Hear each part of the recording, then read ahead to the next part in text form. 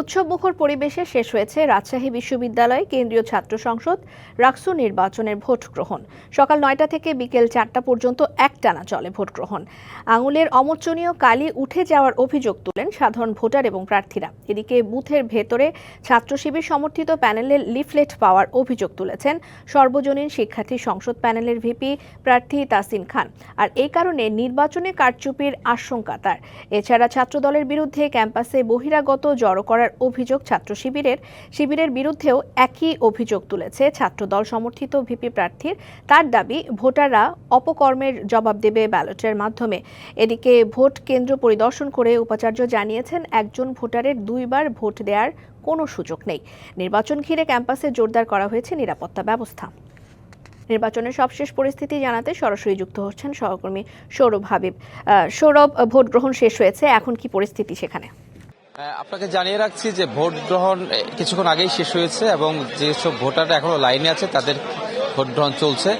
কিছুক্ষণ আগে অর্থাৎ ভোট গ্রহণ শেষ হওয়ার 1.5 ঘন্টা আগে ইসলামী ছাত্র শিবির যে ভিপি প্রার্থী আছেন তিনি এবং তার জিএস প্রার্থী মিলে একটি অভিযোগ করেছেন যে ছাত্রদল বহিরাগতদের ক্যাম্পাসে নিয়ে এসেছেন এবং তারা বহিরাগতরা ক্যাম্পাসে অবস্থান করছে বলে তারা অভিযোগ করেছেন। এবং কিছুক্ষণ আগে, আধা ঘন্টা আগে, ভোট গ্রহণ শেষ হওয়ার আধা ঘন্টা আগে ছাত্রদল আরেকটি সংবাদ সম্মেলন করেছেন।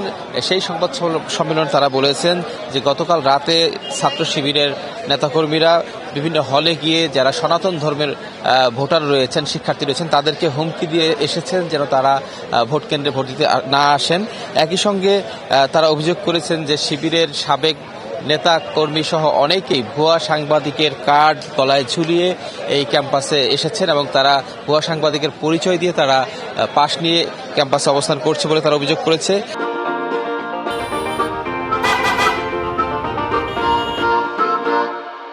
তারা বলেছে যে এইভাবে শহীদুল্লাহ কলা ভবন সহ বেশ কিছু ভোট কেন্দ্রে দীর্ঘ সময় ধরে ভোট কারচুপি করা হয়েছে এবং সেই কেন্দ্রগুলোতে ভোট বন্ধ রাখা হয়েছে এবং বন্ধ রেখে ভোট কারচুপি করা হয়েছে।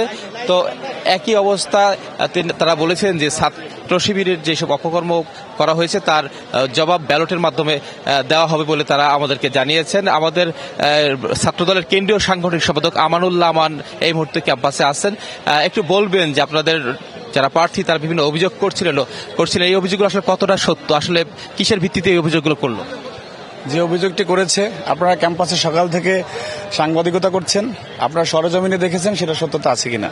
এবং অভিযোগ যদি অসত্য হতো তাহলে রাজশাহী বিশ্ববিদ্যালয়ে শিবিরের অনেক প্রকার স্টেক হোল্ডার আছে, সাংবাদিকদের মধ্যেও আছে, তারা তীক্ষ্ণ প্রশ্ন বানে আমাদের ক্যান্ডিডেটদেরকে জর্জরিত করে ফেলতো। অভিযোগ যে সত্য, প্রশ্ন এবং প্রশ্নের উত্তর। তারাও একটা অভিযোগ করেছে যে বহিরাগতরা ছাত্রদলের অনেকেই এসেছেন। কারা অভিযোগ করছে?